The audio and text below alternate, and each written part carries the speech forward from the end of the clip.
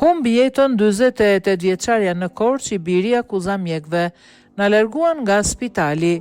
Djali 48 vjeçares Gentiana Nano, e cila ka ndruar jetë në banesë në lagjen 15 të qytetit të Korçës, ka akuzuar mjekët për neglizhencë. Në një prononcim për mediat, ai thotë se nëna e tij u dërgua në urgjencën e spitalit të Korçës 2 ditë më parë pasi kishte shfaqur probleme në frymarrje, ndërsa është trajtuar në shërbimin e urgjencës dhe është dërguar më pas në shtëpi.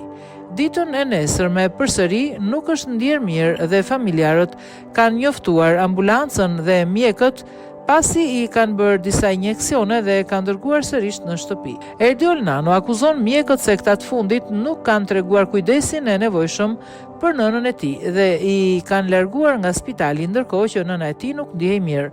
Mami thoshte që nuk ndihej mirë, e ndjej veten të lodhur dhe kam rrahje të larta të zemrës.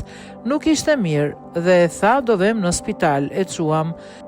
Ju bën kontrollet, i thanë që kishte anemin. I dhanë disa mjekime dhe u larguam. Ajo vazhdonte të thoshte që nuk ndihe mirë, por doktorët s'na thanë asgjë dhe nxorën.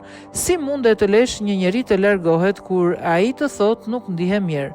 Ditën tjetër përsëri tha që s'jam mirë dhe lajmëruam ambulancën. Na thanë që ka tensionin e ulët, rrahje të zemrës të larta dhe i bën 3 gjilpëra. Gjatë ditës mami ankoi sërish që nuk ishte mirë. Sot në mëngjes u ngrit, mori për të ngrënë dhe ishte në dhomën e saj. Gjyshi më tha, hajde foli mamit se s'po na përgjigjet. U ngrita dhe shkova atje, e pash të shtrirë, e kuptova që kishte ndruar jetë. Dua të di përse mjekët nuk na thanë çfarë duhet të bënim. Pse nuk e lanë në spital, por e nxorën? Si e lanë të ikte nga spitali në atë gjendje?